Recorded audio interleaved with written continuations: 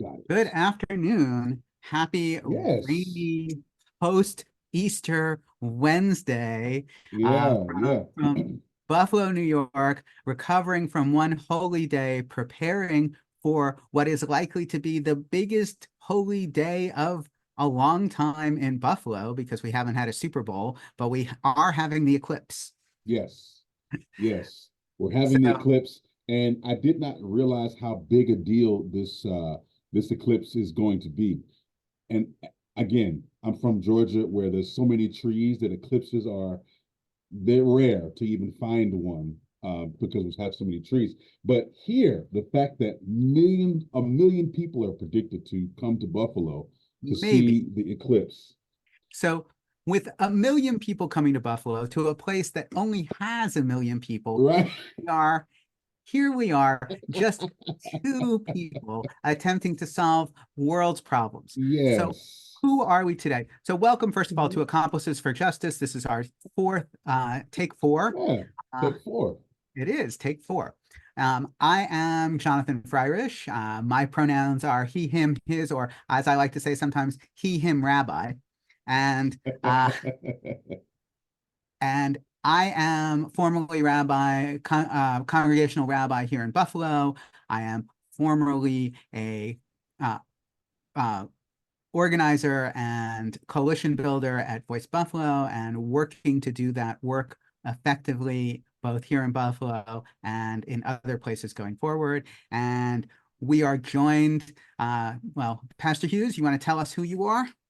I am Reverend Dr. Wylie Hughes. I am pastor of Orchard Park Presbyterian Church in the suburbs of Buffalo, New York.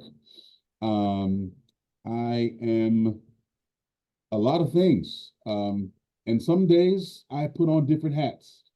So Um, tell us about the most unusual hat you have worn in the last month.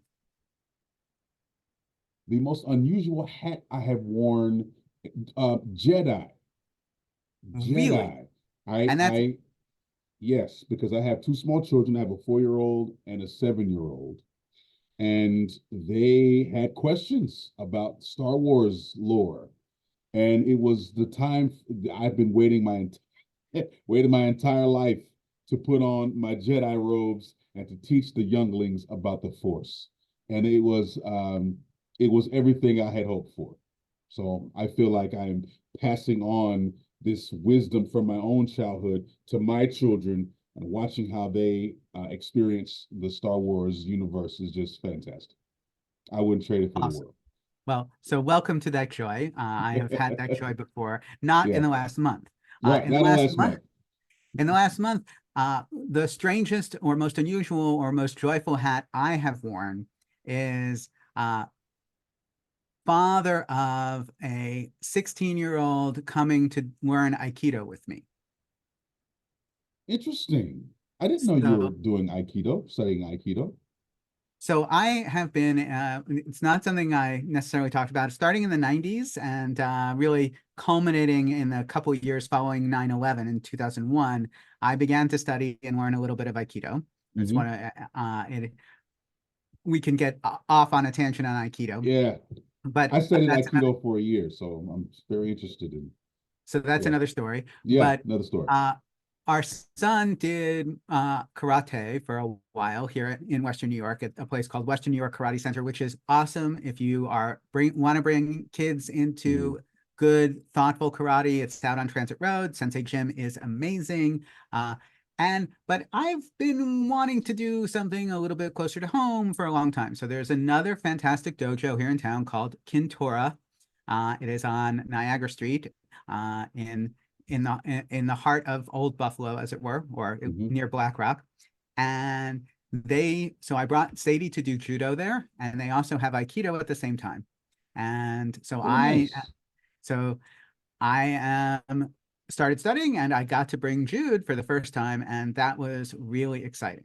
To actually, I mean, we didn't work out together, but just to be in the same space with Yeah, my son doing something that we both were enjoying was yeah. quite an awesome hat. Yes, it is. It is.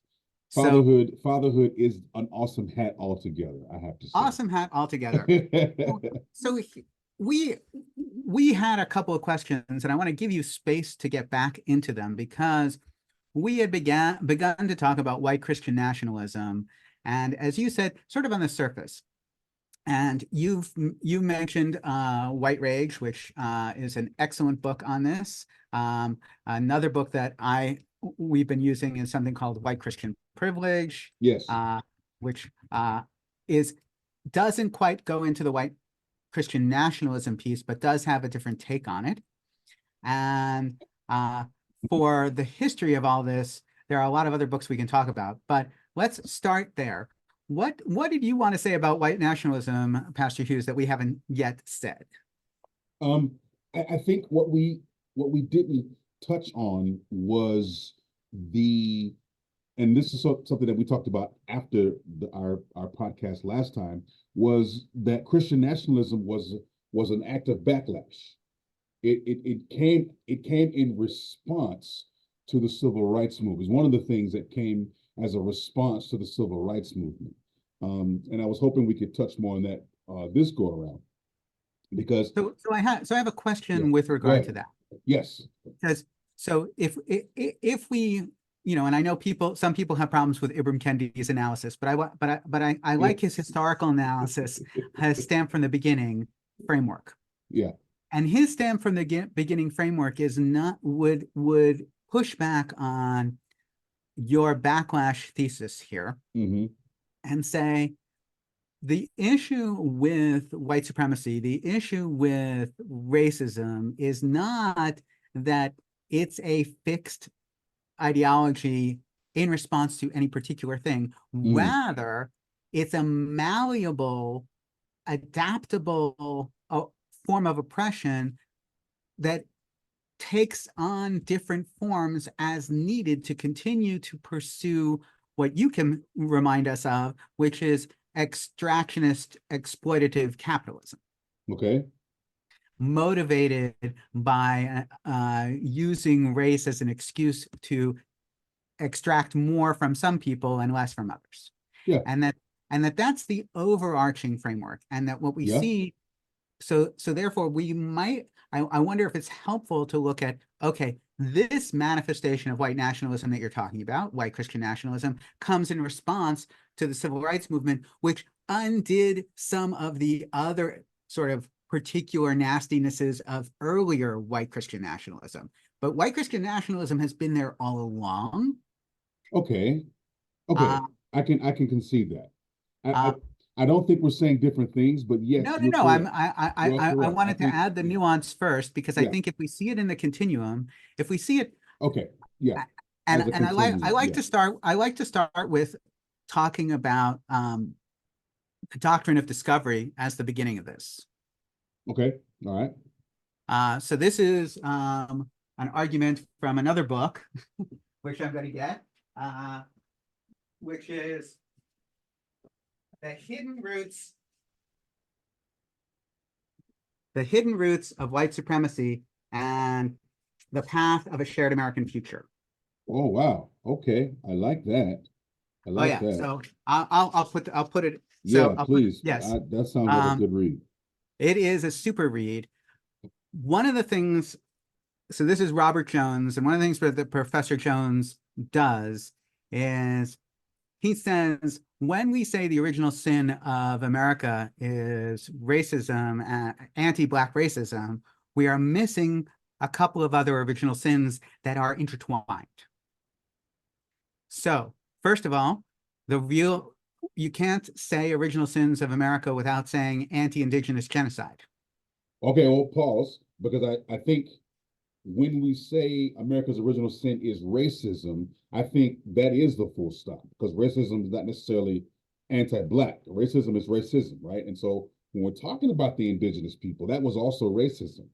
And then intertwined with that is patriarchy and misogyny. Okay, all right, I can give you that as well, but yeah. So that those three elements need to at least be included, because out of all of them comes everything. And what he does is he intertwines actual sites of Hmm. anti-Black racism with anti-Indigenous genocide and shows them as layers on top of one another. I can completely agree with that. I can completely agree Anyway, with, yes, okay, getting back yes. to white nationalism since the Civil Rights Movement, Hmm. which is what you were going to say. Yeah, well, that's kind of where that was where my focus was. And you're right. White nationalism does it has been with us since the founding of the country, even before the founding of the country. But I guess I was referring more to this recent iteration of white Christian nationalism is every bit, and I stand by that, saying that it is every bit a backlash because, as you said, racism is malleable. White supremacy is super adaptive, and I think that, to use your language, the current iteration of white Christian nationalism is in fact an adaptation. It is the a transforming of white supremacy and racism, which again I say it is a backlash because we were talking about DEI a couple of podcasts ago, a couple of takes ago, and we're talking about the effectiveness of DEI. We're talking about affirmative action. We're talking about all of these so-called progressive actions by the government and how they failed the Black community, how they failed. But I think they failed by design because I believe that they were sabotaged as backlash. And my grandparents talked about this a lot. My mother's generation, my mother, my aunts and my uncles talked about this a lot. That because my mother and her siblings were the first students to integrate the county high school in Georgia. And immediately, when Black students started integrating white institutions of education, the response was the private school slash charter school initiative, right? Immediately. So you had the situation where it wasn't a true integration anyway, right?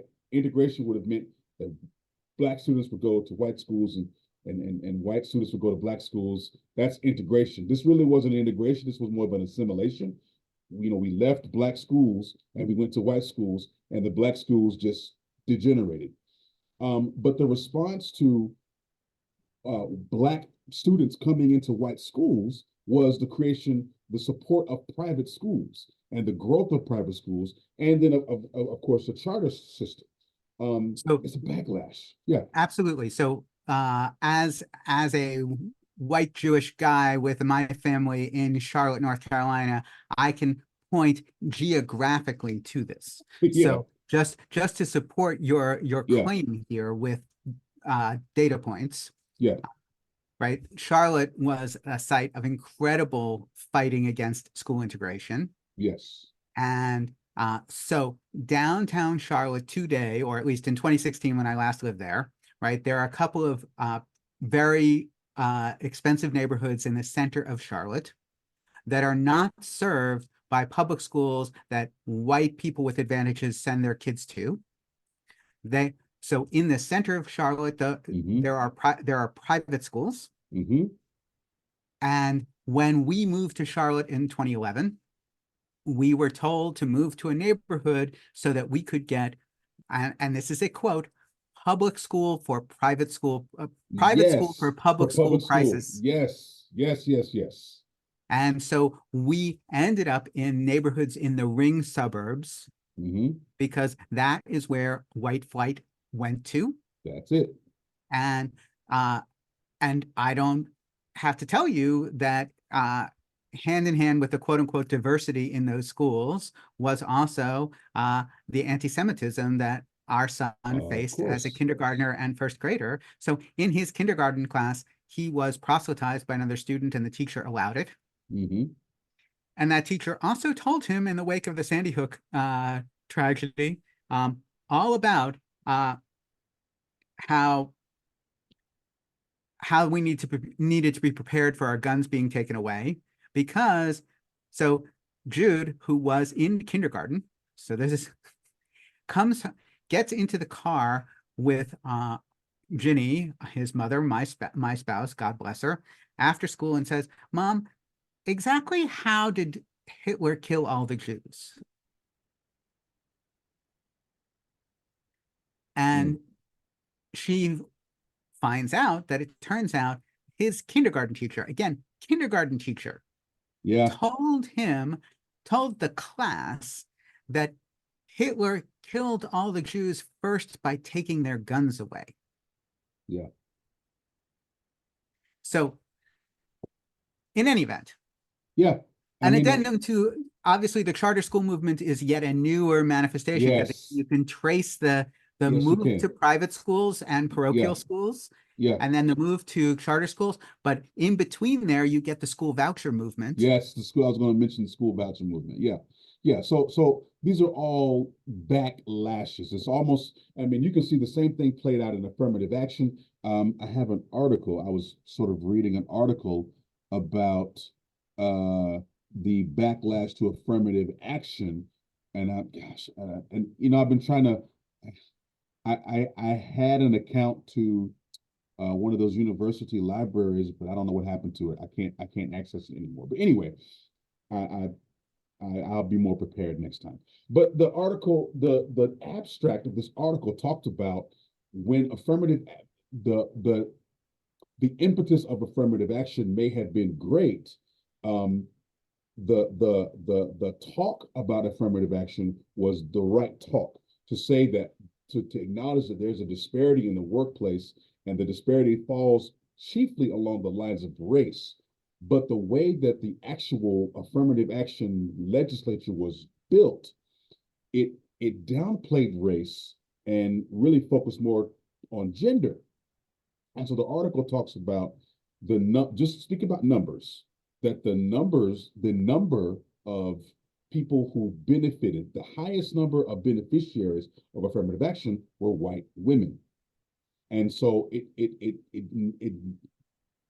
it negatively impacted the Black community. Like affirmative action actually was a negative against the Black community, because the hiring practices and the actual legislation itself was written so that the individual companies and corporations could choose which minority they're going to support. And invariably, they always chose a non-Black narrative. So they're going to choose a woman, they're going to choose LGBTQ person over a Black person. And so at the end of affirmative action, now we're talking about the end because they're gutting it. They're saying, Right. well, it doesn't really help us anyway. Yes, of course it didn't, because you never intended it to help Black people in the first place. That's the backlash. So we see, I mean, if we want to look at Kimberly Crenshaw and intersectionality, if we want to look at Bell and the original sources of trying to really confront racism in American society over the last 50 years, right? Then, so I'm currently reading another book which is really worthwhile. How many books are you reading? You got to be reading like 2 or 3 at a time. Easily. I'm it's hard for me to keep up sometimes with, but everybody recommends stuff to me, and therefore and you just go read it. Yeah. So this is Yasha Monk's latest book, which I highly recommend. I'll put it in, called The Identity Trap. And he is getting very much at what you're talking about, which is that when we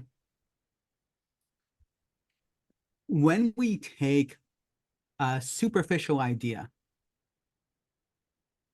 and we apply it unthoughtfully, the people who are in power stay in power because we're not changing the paradigm. Yes. Yes. So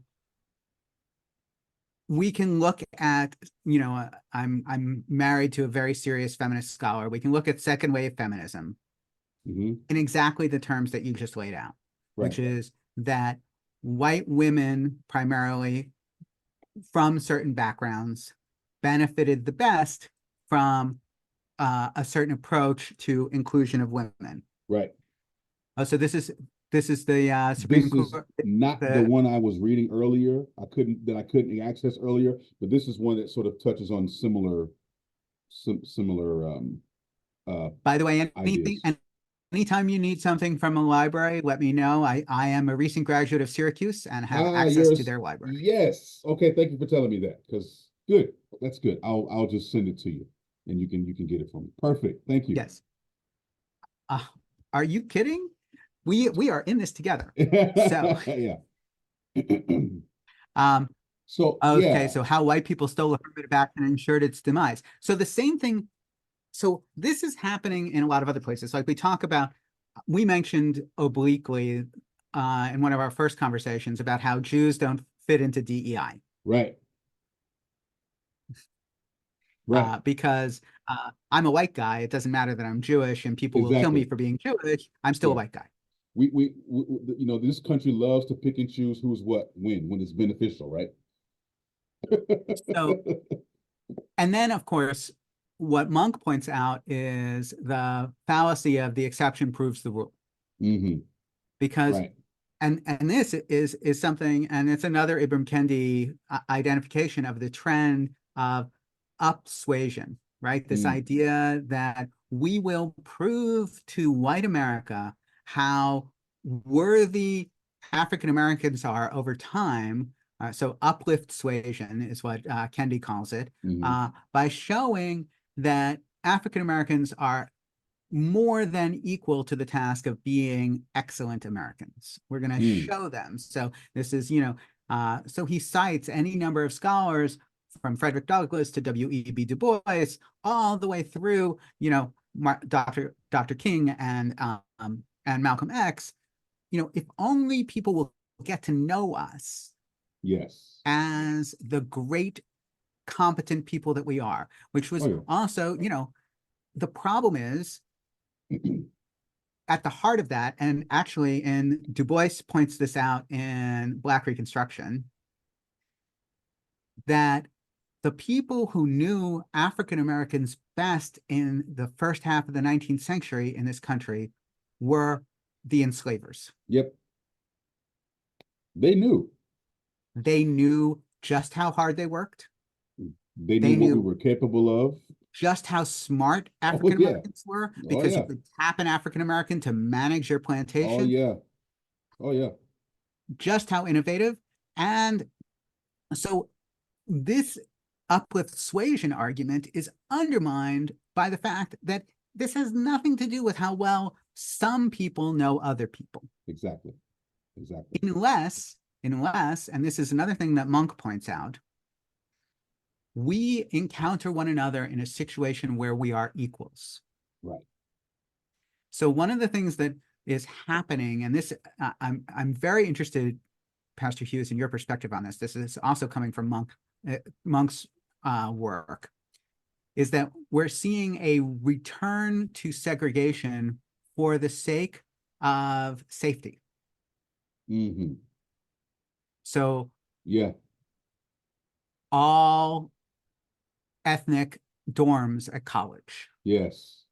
Yes. all ethnic classes in grade school. Yes. Yeah. Well, Because, we just talked about it, right? We just talked about this move to private schools. Guess who's in the public school systems now?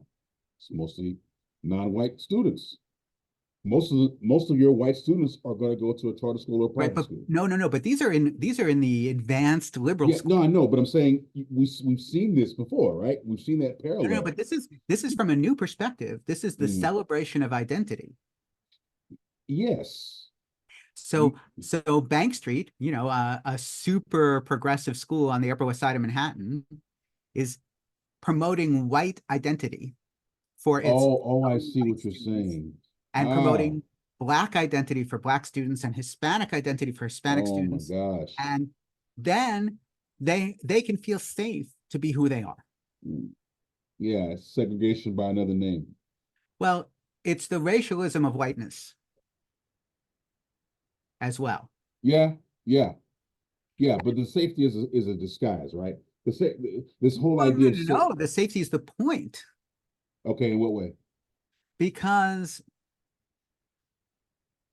you, my dear African American friend, and your children aren't going to be comfortable being who you are in the presence of me and all my unattended to white bias. Well, So I'm going to come across with microaggressions. I'm going to come across with all this stuff and I'm not that going to fix it.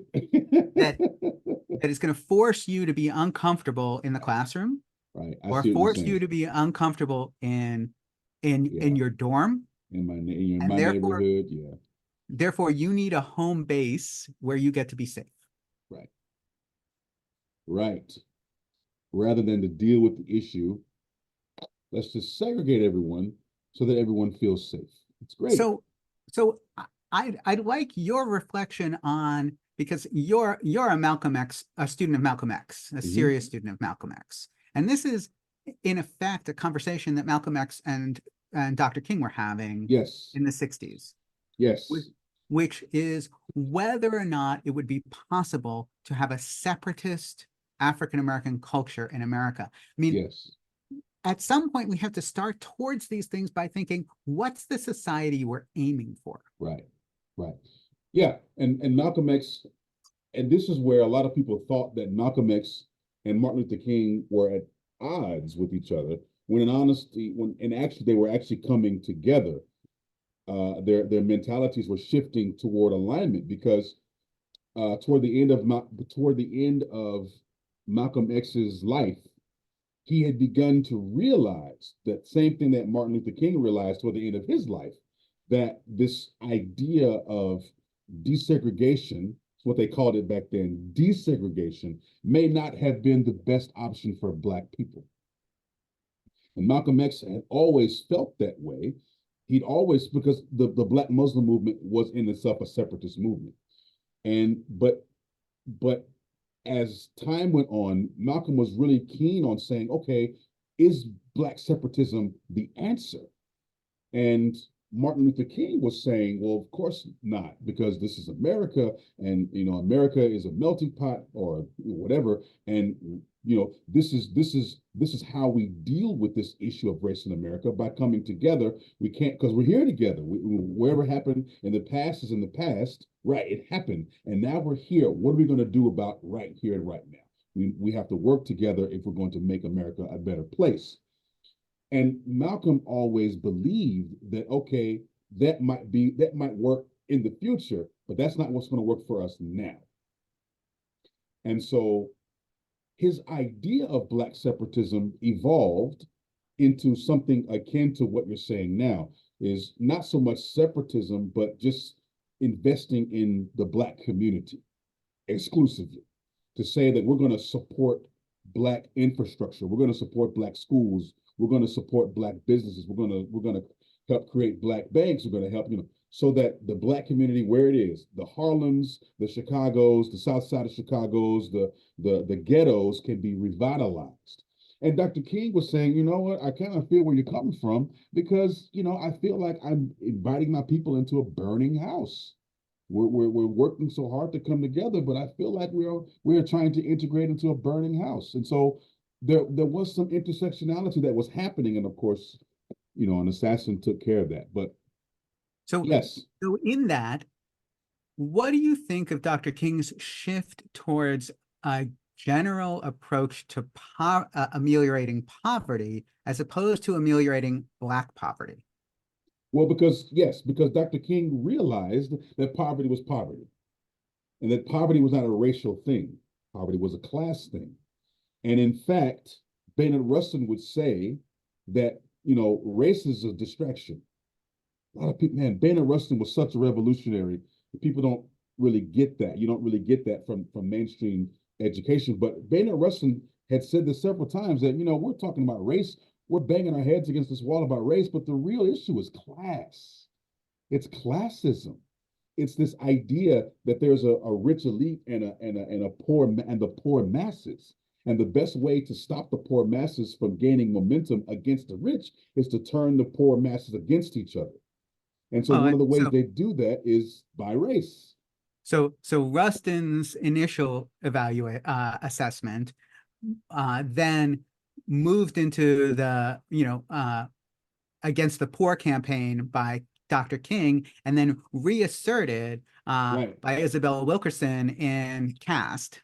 Yes. And so Dr. Joshi in the book that I cited, the white Christian privilege, Yes. is asking us to take what she calls a social justice approach to this, as Mm-hmm. opposed to pluralism. Mm-hmm. Because instead of just getting everybody into the room, she says inclusivity is a big part of working for social justice, but only if it's done right. Mm-hmm. Authentic representation matters, and so does meaningful listening. Mm-hmm. Getting proximate, she quotes Brian Stevenson on this.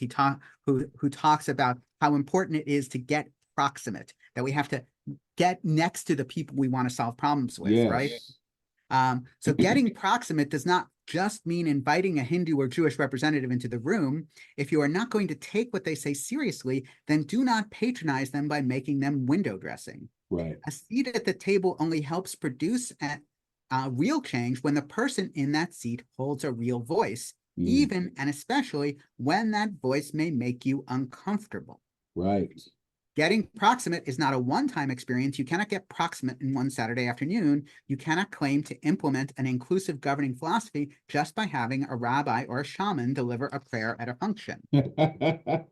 Oh my gosh. Yeah. So if we identify, because of course you and I are involved in a long-term project, part of which we are highlighting as the relationship that you and I build together, Mm-hmm. of being proximate with one another, right? Mm-hmm. You and I just don't meet every couple of weeks via Zoom. We also talk in between. We spend time in each other's Right. homes. We Right. see the communities that we live in, and we try to learn about each other, right? I know a lot more about Presbyterianism because I've spoken with you. Right. And a whole lot more about African American culture too. Right. And you wouldn't have accepted me as a trusting partner in that if you didn't see me also doing that work beforehand. Right. Because in Exactly.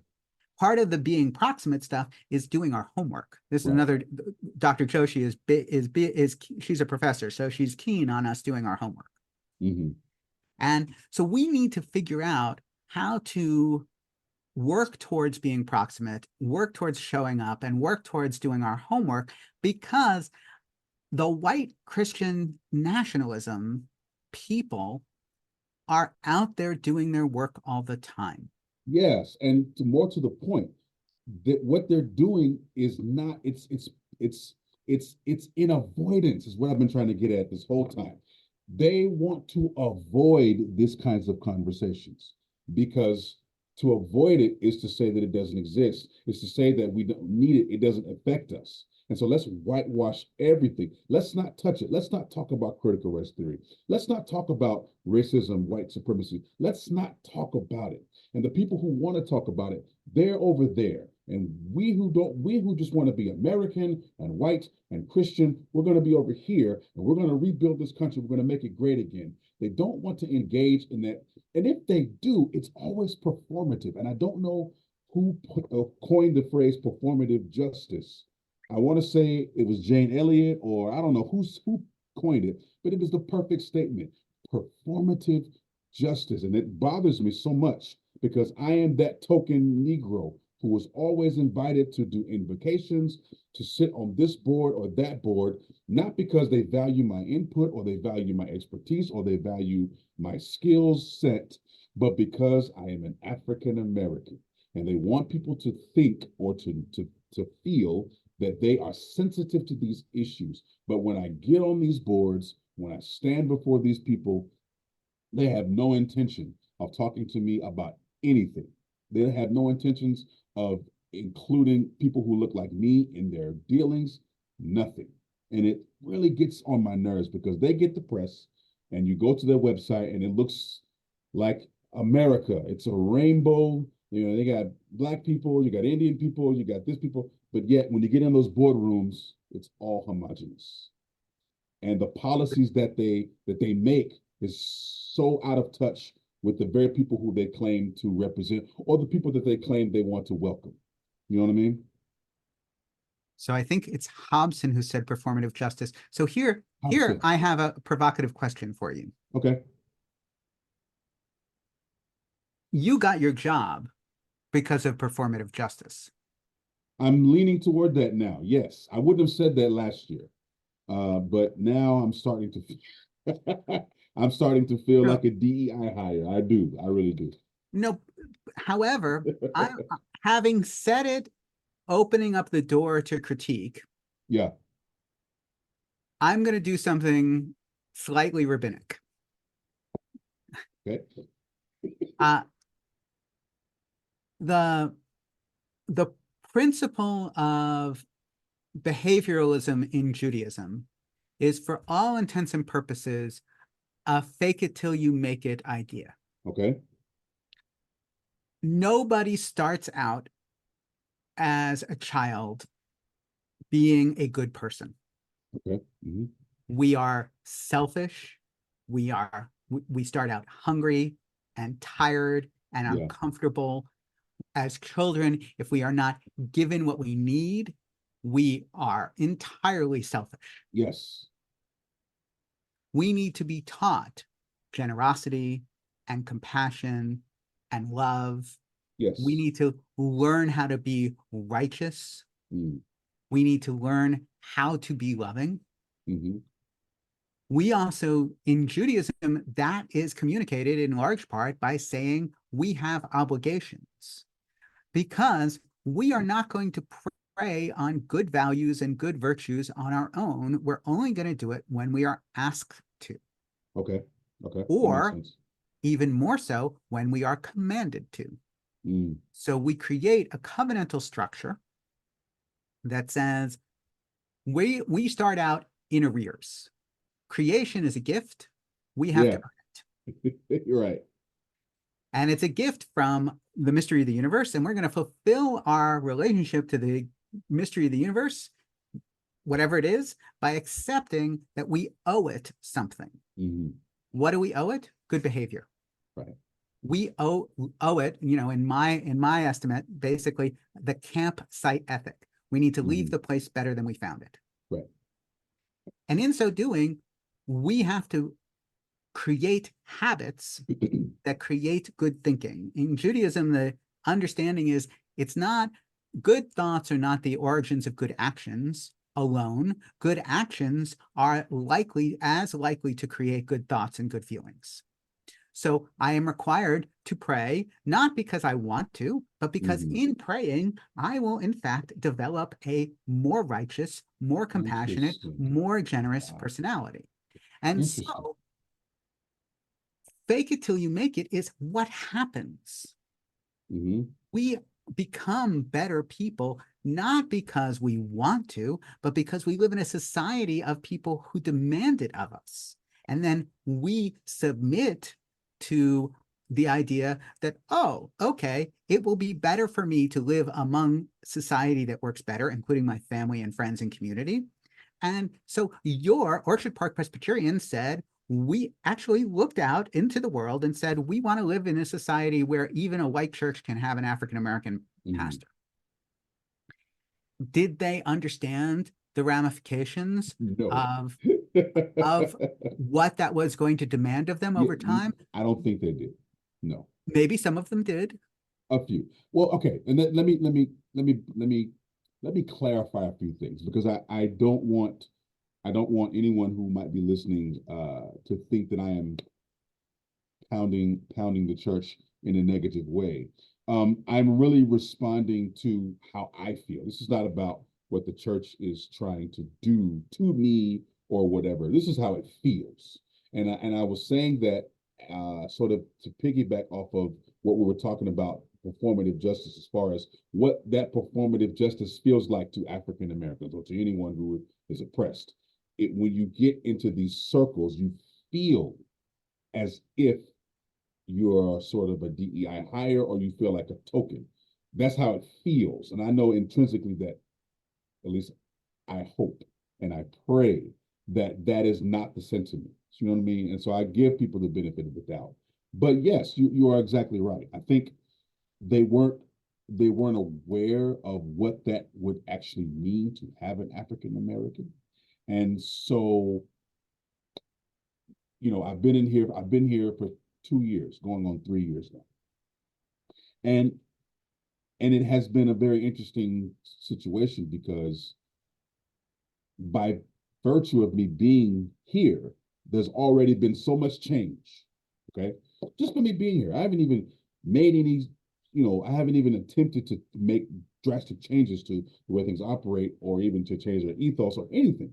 Just my being here has changed people and changed them to the point where now that I'm here long enough to know to have a better idea of how to move forward. Now that I'm trying to make some forward movement, I get pushback.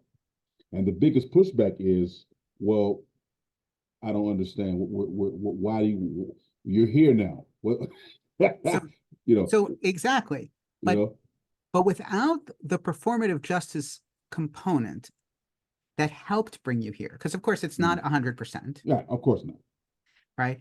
And or that convinced people, and we people wanting to do good, Mm-hmm. understandably, because it is hard to do good, want to feel complete. Yes, I've yes, I've done what I needed. right. We hired a black pastor. We elected a black president. We Mm-hmm. passed civil rights Thank you so legislation, much. Thank you so much for bringing that up. Because it's right? the same thing. It's the same thing. All of these things. So Yeah. we're done now. We're good Yes. now because all of this work is hard and uncomfortable. Yes, of course. So, and I think, this happens in Jewish communities as well, right? This is Mm-hmm. not just a white Christian problem. It's a Mm-hmm. people problem. Right. It's a people problem because the forces for the status quo are so powerful that, and already wealthy and comfortable, that they get to pursue on a long-term basis the continuation of their power and comfort Mm-hmm. without sacrifice. Yes. Whereas the rest of us who are trying desperately to create a situation in Right. which fewer people have to sacrifice for all of us Mm-hmm.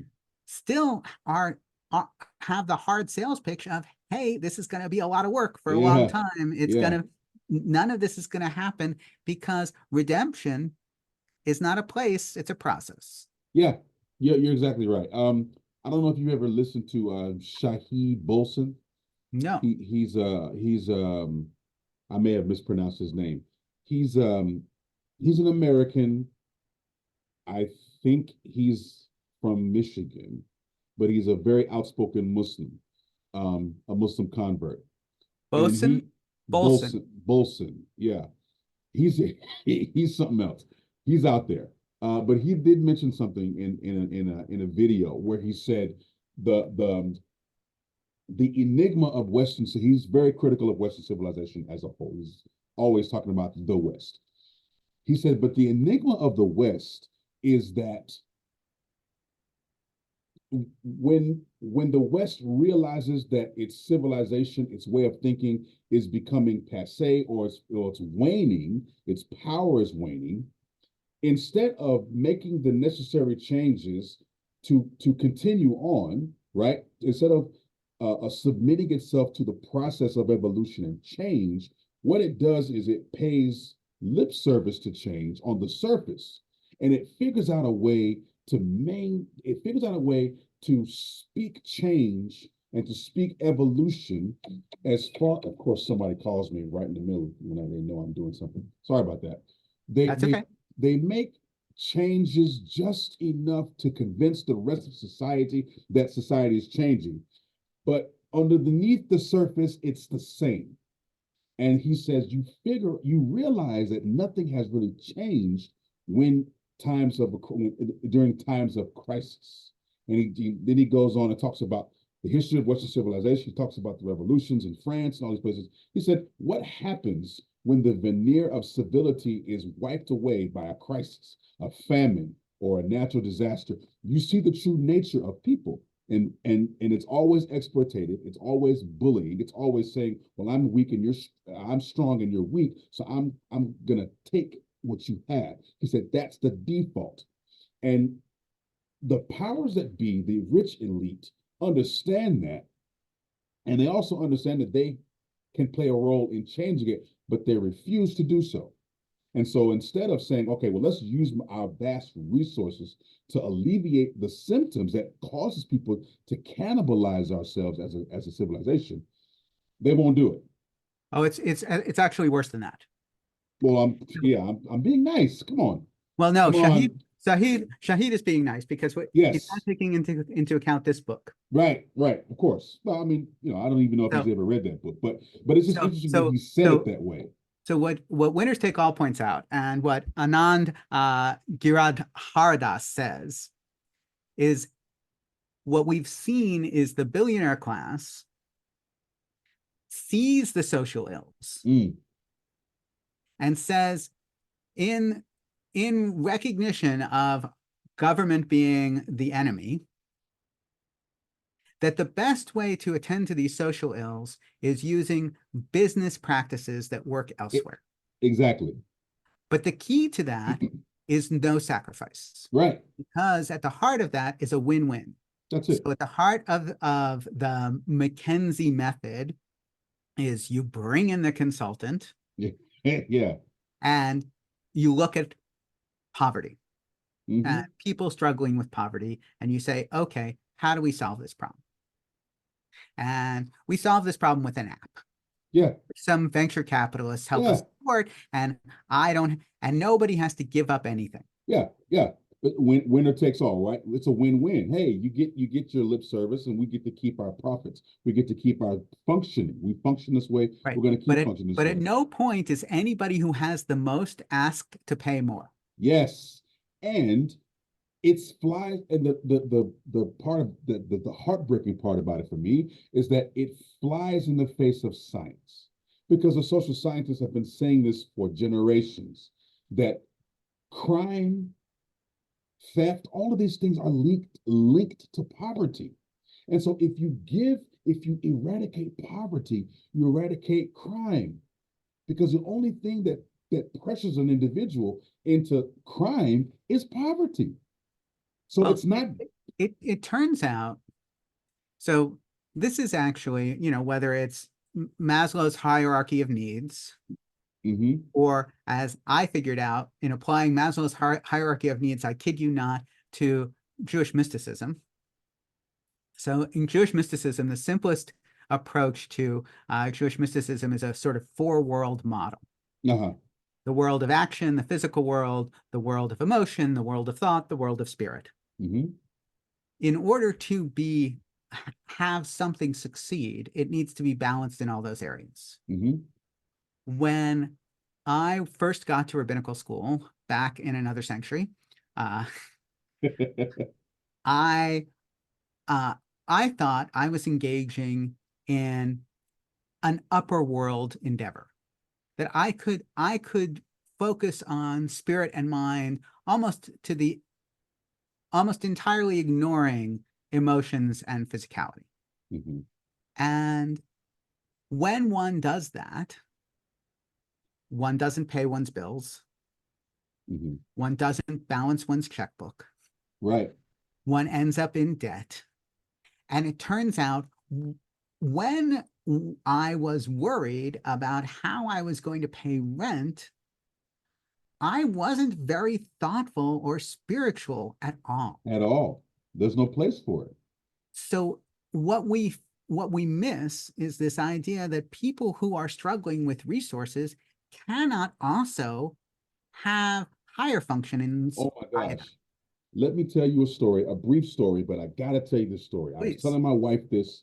She couldn't believe it. My wife is from Kenya. She's from Nairobi, Kenya. So she has a different understanding of finances. She's trained to be a CPA. She's got all this accountant training and education in the UK and in Nairobi, but she's come to America. And we're trying to buy a house, and we're trying to, do what it takes to buy a house. And they're talking about credit, credit, credit, credit. It's just credit score. The credit score has to be lower. My wife was trying to understand. She says, why don't why don't you know this stuff? Why don't you, like, how is it that an American can get a house with all of these obstacles, but you don't know? And she wasn't being critical of me. She just wanted to understand. Right. What's happening How here? is it that you're an American and you Exactly. don't know How is this it that stuff? you're exactly? How is it that you're an American citizen and you don't know this stuff? And I said, and I was struggling to answer the question because I'd never thought about it this way. And then I talked to my mother about it, and I said, Mom, what is it? Why didn't you ever teach us about credit and all this stuff? She said she didn't know. Nobody taught her about credit either. And I said, well, why? If it's so important to get a car, to get a house, credit, why don't we know about it? My mother told me straight from her mouth, she said, because I was too busy trying to survive. I was a single parent. I was too busy trying to provide for you and myself that I did not have the not the wherewithal, but just didn't have the bandwidth to go in to the library and read all these books about credit, to talk to a consultant or go to a teacher to talk about credit.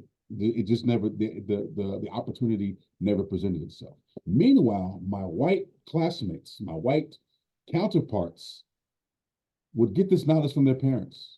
They would get this knowledge from their grandparents. They would get this knowledge, and they just had it. Yeah, you get your credit, you do this, this, and this. And I'm asking, well, how did you know that? And they said, oh, my mom taught me, my father taught me, because they weren't. Well, it's even worse than Well, yeah, that was just the one story where it dawned on that. me. But your story is right on. So Yeah, Ginny and I are from different worlds. yeah. So imagine Dharma and Greg, the Great old show, by the sitcom, way. right? Yeah, Dharma comes from, Jewish hippie parents, and Greg uh, comes from upper middle class WASP parents. yeah, Now reverse the religions. yeah, Ginny comes from uh, hippie, post-Christian parents, uh, and Jonathan comes from upper middle class white Jewish parents. uh-huh. So in the 1990s, we're struggling with money, as I mentioned, and I turn to Ginny and I say to her, "Well, we're good customers at the bank. Why don't we go and get a loan?" Right, right, And she says, "Why would the bank give us a loan?" right. So this is exactly the same deal, only just to point out, this is not about race again. No, it's not about race. This is about class. And when people are struggling to make their bills, they don't grok this stuff. No, they don't. My father held me responsible for a whole host of stuff that he never taught me. Mm-hmm. Right. So I understood when I opened a bank account. I didn't know how. I just understood. It was understood Mm-hmm. in that the banks, that we were customers of the banks and the banks would help us. Right. Right. Because if I'm a customer, that means they're You're serving me. trustworthy. Exactly. Yes. Right. So, but that piece of culture is an upper middle class white, mostly white cultural Precisely. thing. Uh, Precisely. and I mean, don't get me wrong, there are people who, with a certain degree of advantage. My stepsister, God bless her, asked a couple of us where we get stamps when she was in college. She never had to do I that. never had to do it. Oh my gosh. Yeah. So there's all sorts of gaps, but Yeah. the issue is the culture of expectation. That's it. The culture that it turns out all of these things in society are in fact there to help us, not to hinder us. Right. And the fact of the matter is they're not there to help everyone. Right. And that's the issue. That's the thing. It's like, yeah, they're there to help people, but not certain people. Well, so I have never bought an automobile with cash. Mm-hmm. I've always gotten a car loan. Right. And I have an African American colleague who just for the first time in their lives bought with a car loan. Why? Because they knew enough white business people to Yes. actually get into a white dealership Yes. where they offer affordable car loans. Yes. Because the interest rate that African Americans are offered in car dealerships that mostly serve African Americans aren't worth it. It's why African Americans tend to put down cash on cars. Exactly. 100%. My first car I got on finance was in 2020, 2019, 2020. Right. And The first car. my first car I got on finance was my first car that I got in Exactly. 1990. Exactly. Right. Exactly. Which I did buy with my dad. Right. Right. You know, See? and and he helped me out with insurance. But Right. this is at the heart of things, which Hmm. is there it a politician who didn't do very well in the Democratic Party in the early double aughts talked about two Americas. Hmm. And it's not that there are two Americas, there are multiple Americas, Multiple Americas. right? Yes. Just like, and we're not going to talk about Israel Palestine because that's a whole nother kettle of Right. fish. But the two-state solution is an illusion Hmm. because since Israel withdrew from Gaza in 2006, there have only been three states. There's been the Mm. state on the West Bank, the state in Gaza, and the Right. state in Israel. Right. So how we could have a two-state solution when If you're Gaza and working with, the West Bank are geographically, yes. distinct and Yes. separated by the bulk of Israel. Yes. Down the middle there. It didn't work so well with Berlin and East Germany either. No, it did not. So in any event, we need to enter into this discussion about white Christian nationalism with an understanding that it is interwoven with the caste stuff. It is interwoven with the extractive capitalism stuff that in response to some of our listeners last time who said, well, I don't see white privilege. Hmm. Part of the issue is that, and we've maybe failed at explaining this vocabulary well to the American people Mm. by saying just because you are white doesn't mean you are privileged in comparison, right? Doesn't mean that we are not Right. struggling with poverty, Oh yeah. doesn't mean that we're not struggling with getting a job, Oh all yeah. of those things. It just means the struggle is slightly different from people who are non-white. That's right. There was a movie. Oh my gosh. For some reason, all of my little research and preparation has just gone totally out of my brain. There was a movie with Anthony Mackie and Samuel Jackson. It was a period piece during the 60s, and they were a black um, real estate duo, and they were trying to buy homes and renovate them and to sell them, and they couldn't get them. They couldn't get any of the property. And so Samuel Jackson's character had this idea, well, why don't we talk to a white person? We'll put him on the payroll and he will be our arbiter when we go to get. And so they was buying up all this property because it was a white guy who was working on their behalf. And the movie was very fascinating because Anthony Mackie's character was sort of the handyman. He was sort of the contractor. He was doing all the repairs, and the Is it tenants called The of Banker? the banker. That's what it was. Very very fascinating movie. Very very fascinating movie. I mean, my mouth was open the whole time because I'm thinking, oh my God, this is sort of what I'm going through now, trying to buy a home. I make more money now than I've ever made in my life, and yet I still can't get a home. And there's so many factors that work against me that my well now I'm seeing other white counterparts who are having the same issue, and they make more money than I do. There's a couple that just got married that their combined income is $250,000, and they still can't get a house. They can't even get a mortgage loan. Well, they can get a mortgage loan, but it's not much. It's not enough. And I'm having the same issue. But their issues are not, like they have a better chance of getting it than I do because they have parents who can co-sign. I don't have I don't have a parent that can co-sign. And so it's Right. like, I don't blame them for it. I'm not saying you're so privileged. No, it's just that I have one more thing working against me than you do. We're still in the same struggle. Like, and we talk about this all the time, how, house shopping is insane right now. And they look at me and saying, yeah, it's probably more insane for you because you don't have a mommy and a daddy who have all this money for you. And I don't. And Oh, I'm starting from so scratch. the generational wealth stuff is real. So yeah. All right. This leads us to my suggestion for our next chat, Okay. which is, I'm going to share my screen so everybody can see it. This new book that just came out, written by Jim Wallace of Sojourners fame, Yes. called The The False White False Gospel, White Gospel. Rejecting Christian Nationalism, Reclaiming True Faith, and Refounding Democracy, I which like Jim kind of Wallace. sounds like what we're doing. Yes, I like Jim Wallace. As a matter of fact, I have one of his other books um, So, in my Kindle library somewhere. Yes. so this just came out. Not everybody likes Eddie Glaude, but I've listened to his I forward, and love him. well, some people love him.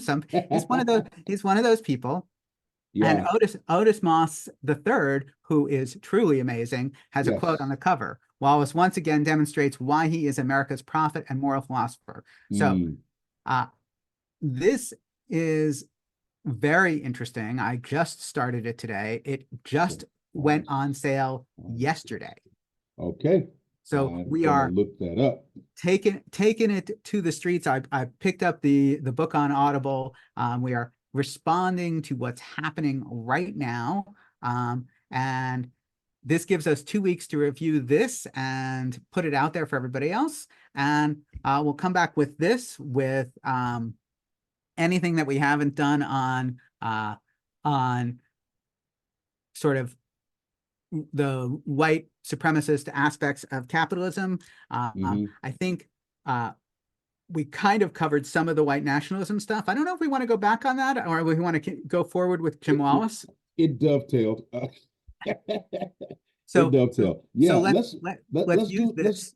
let's do Jim Wallace, because I've read Jim Wallace's book America's Original Sin, and oh wow, I'll send the link in the chat, but that's a long link. Anyway, I've read It's that fine. book several times, America's Original Sin. So I'd love to sort of cross pollinate with Okay. that. I don't know if I'll be able to read the False White Gospel In 2 weeks. I don't believe. No, I'm not gonna make it. I'll probably get halfway through it, but I won't be able to finish Whatever it. you do, I will fall on that sword. Man, you got to show me how you read so many books at once. How do you do that? Because I listen to books while I run. Oh, oh, hmm. I don't like running, but I know I don't mind whatever All right. exercise I'm doing. Okay, I'll try that. Let's say farewell to our recording. Thank you so much Oh, sorry. here Yes, in Western New York. We will be back in 2 weeks, which will be Wednesday, yes, April 17th, if my math is good. yes. And I will promote. But more importantly, please check us out. I will make sure there are links to all our history podcasts and whatnot and put it out in as many places. We are on YouTube, and we look forward to seeing everyone soon. Thank you so much, and happy post-Easter and eclipse to everyone. Peace to everyone. Peace.